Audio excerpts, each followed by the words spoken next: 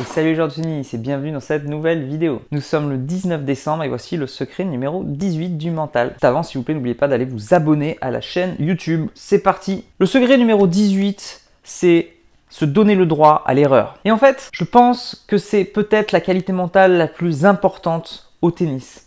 La capacité à gérer la frustration. On a tous cette tendance à accumuler la frustration et à partir du moment où ça déborde, ça explose et on ne peut pas la gérer. Et c'est ce que je trouve dommage aussi dans notre société, c'est qu'on n'accepte plus la frustration comme avant. Avant, on échouait, et ben c'est pas grave, on continuait. Maintenant, les jeunes d'aujourd'hui, c'est j'échoue, j'arrête, je change de sport. Je perds un match, c'est bon, je suis nul, j'arrête. Cette notion de frustration n'est plus du tout au cœur du truc. On n'accepte plus la frustration. Il faut qu'elle soit comblée tout de suite par quelque chose. Et je pense que c'est une erreur fondamentale dans notre société et ça se retranscrit sur le terrain de nos jours. Et c'est pour ça que je suis surpris que les joueurs soient... Je pensais vraiment que le mental allait progresser et que tous les joueurs allaient devenir des monstres mentalement. Et en fait, je ne trouve pas. Et je trouve que niveau amateur et début de compétition, c'est l'inverse qui se produit. Le tennis est formidable pour apprendre à gérer la frustration parce qu'on perd tout le temps. Soit on joue mal, soit on perd des matchs. Il y a toujours cette notion d'échec et d'erreur au tennis. Et je trouve ça génial pour apprendre. Sauf que on se donne pas le droit d'apprendre, on se donne pas le droit d'échouer et de gérer cette frustration et du coup on explose et on dit ah non c'est un sport de merde, c'est bon j'en ai marre, j'arrête, c'est bon je sais pas pourquoi on joue au tennis, c'est chiant ce sport, ça me saoule, ça me gave, etc. Et je trouve ça dommage. Donc se donner le droit à l'erreur, c'est hyper difficile. Donc l'auteur donne deux conseils ici là dans ce livre. Premier conseil, c'est d'accepter vos émotions. On veut toujours être dans la retenue du non, il faut pas que je m'énerve, c'est pas bien, et du coup quand on pète les plombs, et bien ben voilà, je pète les plombs, bah tant pis, etc. Non, il n'y a pas besoin de balancer sa raquette ou d'avoir une démonstration physique pour accepter ses émotions. On peut tout à fait être en colère, l'accepter et se contrôler physiquement. Ce sont deux choses qui sont très différentes. Lui, il conseille voilà, d'accepter son émotion. Donc je suis tout à fait d'accord, et moi je rajouterai ensuite, une fois qu'on a accepté son émotion, et ben c'est plus facile de se contrôler, d'avoir une maîtrise de soi. La maîtrise de soi, c'est autre chose. On a beau avoir toutes les émotions qu'on veut, on contrôle son corps, on contrôle les actions. C'est ça qui manque de nos jours. Parce que moi, je suis d'accord avec les gens qui sont énervés ou qui sont frustrés, sauf que je suis pas d'accord avec leur comportement. Le fait de balancer sa raquette, quand on est numéro 1 mondial, je suis désolé. Moi, ça me plaît pas. Il y en a, ils kiffent ça, il y en a, ils disent c'est génial. Mais moi, je trouve que c'est un mauvais exemple pour toutes les écoles de tennis. Quand après tous les gamins, nous on est pro de tennis, on leur dit il faut garder son calme, prends exemple sur les champions, et tout le monde lance leur raquette dans tous les tournois, et tout le monde dit bah ouais mais c'est normal, c'est la base, tout le monde fait ça. Qu'est-ce que tu veux dire quand tu es prof de tennis alors que tout le monde le fait? C'est quand même compliqué. Je trouve que la notion de maîtrise de soi est quand même très importante. Donc accepter, maîtriser son corps. Donc deuxième conseil qu'il donne dans le livre, c'est de gérer le problème en amont. Effectivement, c'est sûr qu'une fois qu'on pète les plombs, bah, en fait c'est un peu trop tard. Personne n'est capable au moment où la soupe déborde et que ça explose, que la marmite sort, c'est trop tard. Il faut vraiment gérer le problème en amont. On accumule des frustrations et à un moment donné, c'est la petite goutte d'eau qui fait déborder le vase et ça explose.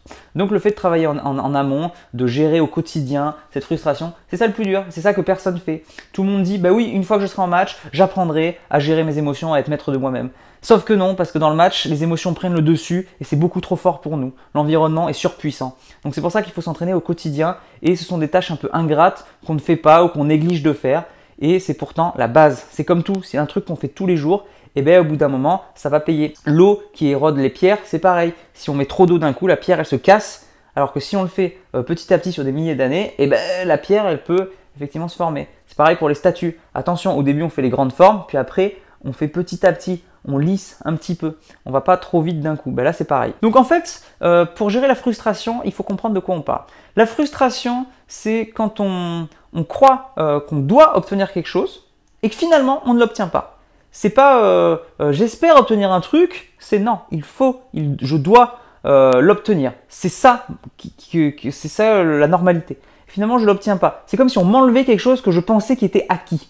En fait, c'est ça. C'est pas une espérance, c'est quelque chose qui est acquis et en fait, on l'enlève. Et ben du coup, on est frustré. Il y a deux solutions pour gérer cette frustration. Donc, outre toutes les techniques qu'on a vues, respiration ventrale, gestion des émotions, mots-clés, etc. Donc, outre toutes les techniques de préparation mentale qui existent, vous avez deux choix qui s'offrent à vous.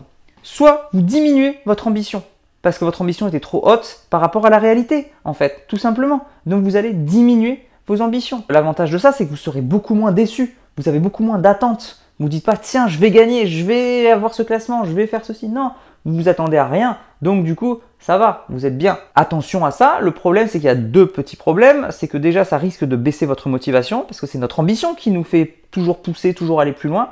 Et de deux, ça risque de baisser votre performance. Si vous croyez que le numéro 1 mondial, il se dit bon bah finalement je vais être 5e mondial, ben non, le mec il veut gagner un grand chelem, c'est tout, il va pas diminuer son ambition. Tant pis, c'est à lui de gérer son stress et sa frustration.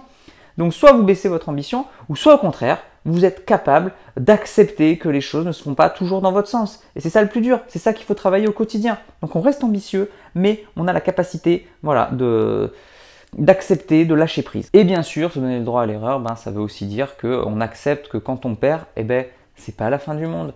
Le fait de se donner le droit à l'erreur à l'avance, de dire « Hey, j'ai le droit de perdre, ou d'échouer, ou de mal jouer », eh ben, ça nous enlève de la pression. Et c'est ça souvent qui manque, c'est je ne me donne pas le droit d'échouer, il faut que je réussisse absolument. Et ça c'est très problématique parce que ça nous met un stress inconscient très puissant.